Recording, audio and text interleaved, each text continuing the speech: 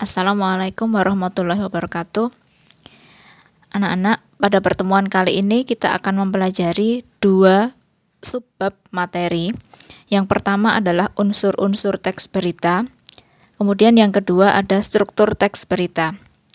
Untuk unsur-unsur teks berita, sebenarnya pada pertemuan kemarin itu sudah kita pelajari. Hanya saja untuk pertemuan kali ini kita akan membahasnya secara lebih lanjut.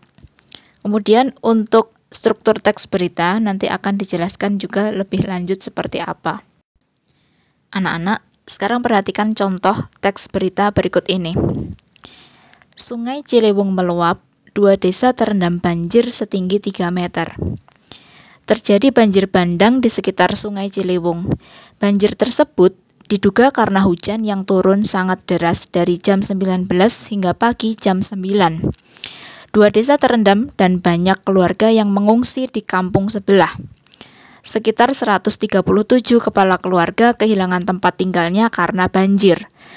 Pemerintah segera memberikan bantuan berupa tempat pengungsian, air bersih, makanan, minuman, obat-obatan, dan pakaian. Sebelumnya, juga pernah terjadi banjir di desa ini sekitar 2 tahun yang lalu. Tetapi banjir tahun ini lebih besar dibandingkan dengan tahun kemarin. Salah satu penyebabnya juga diduga karena kebiasaan masyarakat sekitar yang membuang sampah sembarangan di Sungai Ciliwung, sehingga terjadi banjir ketika musim hujan datang. Setelah membaca berita tersebut, sekarang mari kita tentukan bersama-sama unsur-unsur beritanya. Nah, seperti yang kita ketahui kemarin, unsur-unsur berita itu dirumuskan dengan 5W plus 1H. Apa saja 5W plus 1H? Sekarang yang pertama apa? Apa peristiwa yang diberitakan dalam berita tersebut? Nah, ternyata peristiwa yang dibicarakan adalah banjir bandang. Lalu siapa pihak yang terlibat atau siapa saja orang-orang yang mengalami kejadian tersebut? Ternyata ada 137 kepala keluarga di sekitar Sungai Ciliwung. Lalu di mana kejadian itu terjadi? Nah, kejadian itu terjadi di sekitar Sungai Ciliwung. Kapan peristiwa itu terjadi? Kapan berkaitan dengan waktu, sehingga jawabannya dari jam 19 hingga pagi jam 9. Mengapa peristiwa itu bisa terjadi? Nah, banjir di sekitar Sungai Ciliwung itu diduga karena hujan yang turun sangat deras. Lalu bagaimana akibat yang ditimbulkan dari peristiwa itu? Nah, ternyata akibatnya 137 kepala keluarga kehilangan tempat tinggalnya karena banjir, sehingga pemerintah segera memberikan bantuan.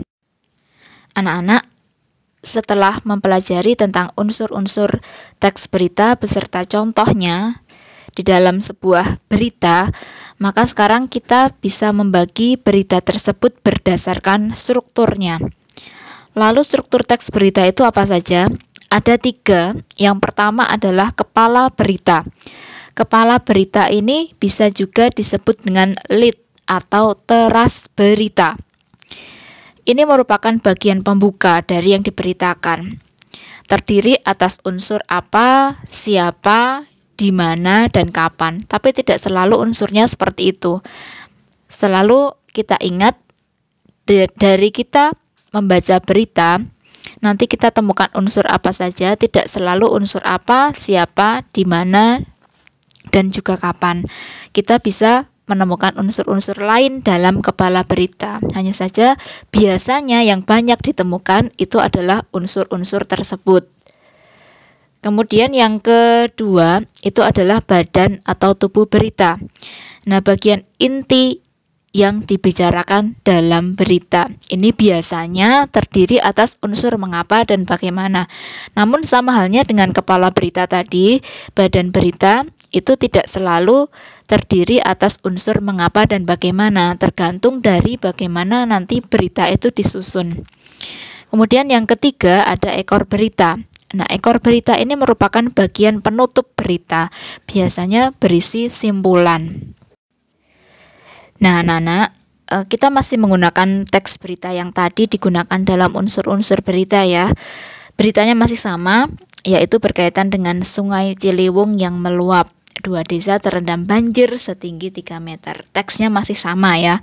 Nah, sekarang menggunakan teks yang sama ini, mari kita bersama-sama untuk membagi bagian-bagian dalam berita tersebut berdasarkan strukturnya. Lalu apa saja strukturnya? Kita bisa melihat di sini bersama-sama.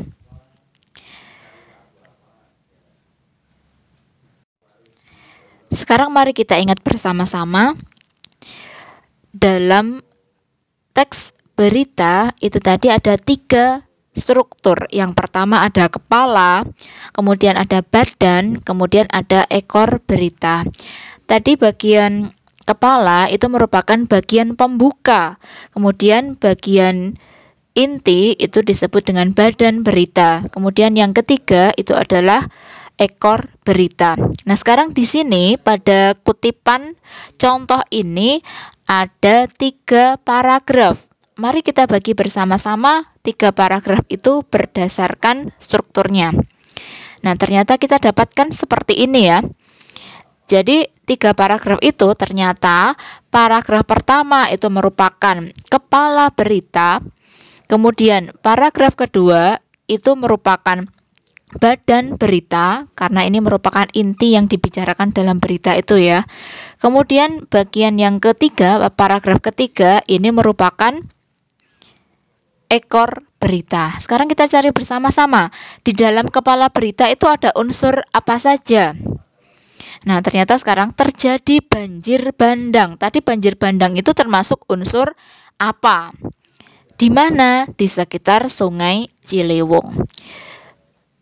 Mengapa banjir tersebut diduga? Karena hujan yang turun sangat deras. Kapan? Dari jam 19 hingga pagi jam 9. Itu ya. Jadi kita bisa menemukan bersama-sama di sini ada unsur-unsur berita. Yang pertama ada unsur apa, kemudian ada unsur di mana, kemudian ada unsur mengapa, ternyata ada juga unsur kapan. Nah, ternyata ini adalah unsur-unsur yang bisa kita temukan pada bagian pertama, yaitu kepala berita. Sekarang kita lihat pada bagian kedua, yaitu inti berita. Dalam inti berita ini kira-kira apa saja unsur yang bisa kita temukan? Nah, tadi diingat-ingat, sekitar 137 kepala keluarga kehilangan tempat tinggalnya karena banjir. Pemerintah segera memberikan bantuan. Nah, tadi itu termasuk dalam unsur bagaimana itu ya. Nah, sehingga bagaimana atau akibat yang ditimbulkan dari peristiwa ini adalah yang menjadi inti dari berita. Karena intinya 137 kepala keluarga itu kehilangan tempat tinggal karena banjir. Lalu pemerintah memberikan bantuan kepada masyarakat yang mengalami banjir tersebut. Nah, kemudian di bagian penutupnya itu diulas atau disimpulkan bahwa sebelumnya itu juga pernah terjadi banjir di desa ini.